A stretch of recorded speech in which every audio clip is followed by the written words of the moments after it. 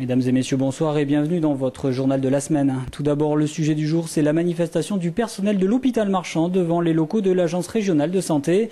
Et puis nous reviendrons sur les principaux sujets de la semaine. Les buralistes manifestaient lundi leur mécontentement suite à la nouvelle directive européenne sur le tabac. Nous reviendrons sur le coup d'envoi de la 25e campagne des Restos du Cœur. Et enfin, les salariés de la veille sociale manifestaient jeudi contre la dégradation des conditions d'accueil des sans-abri. Et on commence tout de suite ce journal avec le sujet du jour et aujourd'hui retour sur la grève entamée il y a 48 jours par le personnel de l'hôpital Marchand. Un personnel qui s'est réuni ce matin devant l'agence régionale de santé dans l'espoir de rencontrer le directeur. Ce matin, on avait décidé de venir et d'amurer la porte pour faire voir que puisque M. Chastel ne veut pas nous recevoir, il a mis les chaînes et tout pour pas qu'on rentre. Donc on voulait amurer pour faire un geste un peu plus fort parce que ça fait 3 semaines qu'on lui demande un rendez-vous, on ne peut pas l'avoir.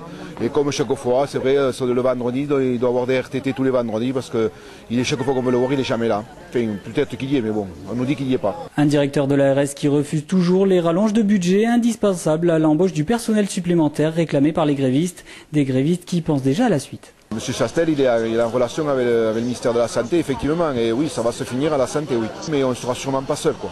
Parce que, vous voyez, Albi sont venus, ils disent que c'est pareil, partout où on discute ces restrictions de budget. Est-ce qu'on veut fermer l'hôpital public? C'est ça qu'il faut se poser la question, quoi. Parce que quand même, dans la Haute-Garonne, c'est l'endroit où il y a le plus de cliniques privées. Donc on donne tout au privé maintenant. En cette fin d'année 2010, les buralistes ont décidé de montrer leur ras-le-bol face à la situation actuelle de leur profession. En effet, suite à la directive tabac de l'Europe, la France devrait bientôt appliquer ses recommandations.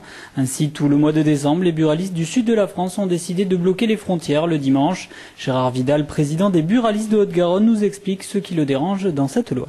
Dans le mois qui arrive, début d'année, il y aura sur tous les paquets des photochocs pour sensibiliser le consommateur à moins fumer.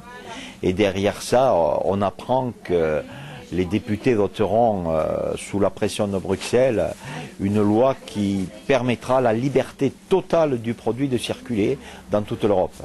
Alors quand on est comme nous, près d'un pays, l'Espagne, où le prix du tabac est le moins cher d'Europe, qu'est-ce qui va se passer comme en 2003, où le prix du tabac en France a augmenté de 50%, j'ai des centaines et des centaines de collègues qui tirent le rideau.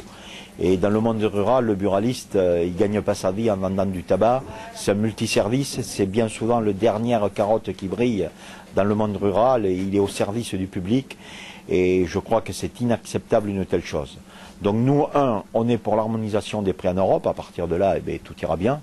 Mais on ne peut pas laisser un réseau parallèle se monter alors qu'aujourd'hui on a une réglementation très dure. Lundi, la 25e campagne des Restos du Cœur débutait dans toute la France et à Toulouse, c'est avec le froid que les bénévoles ont distribué les premiers repas. Des repas à destination des plus démunis, une population de plus en plus éclectique.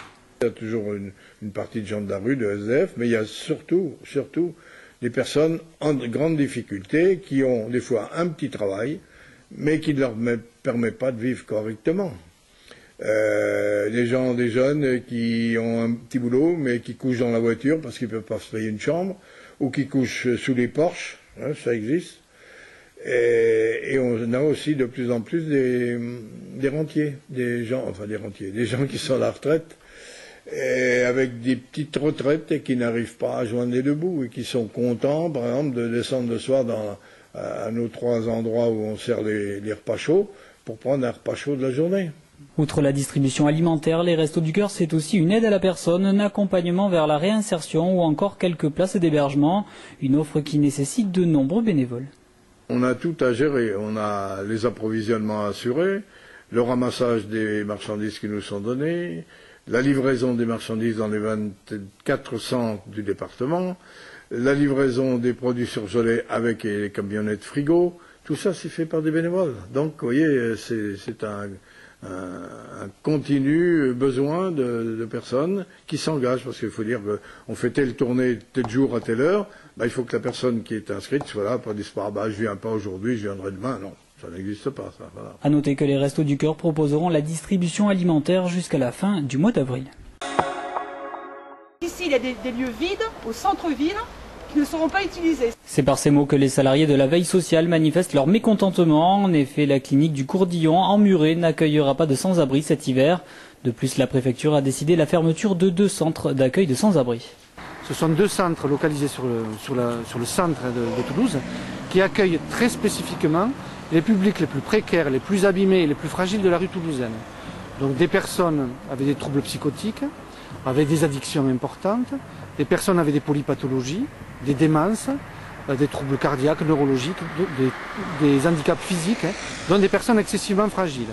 Donc ces 2 lieux ferment et il nous est proposé en remplacement un centre d'accueil à la zone Thibault, donc à l'extérieur de la ville de Toulouse, près de l'incinérateur, un lieu où les personnes que j'ai décrites auparavant sont incapables de se rendre seules et quand le lieu fermera à 8 h du matin, ces personnes seront perdues en bord de rocade, autour du Mirail, dans un environnement qu'ils ne connaissent absolument pas.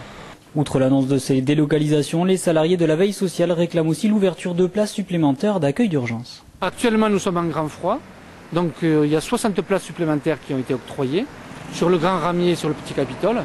De suite, ces 60 places ont été occupées. Dès que les températures vont remonter de 1 degré ou 2, les 60 personnes vont se retrouver à la rue. Voilà, c'est la fin de ce journal. Merci à vous de l'avoir suivi. Dans quelques instants, on se retrouve pour l'invité du jour. Ce soir, c'est Nadine Marquet, responsable du Cadence de l'Aiguebin.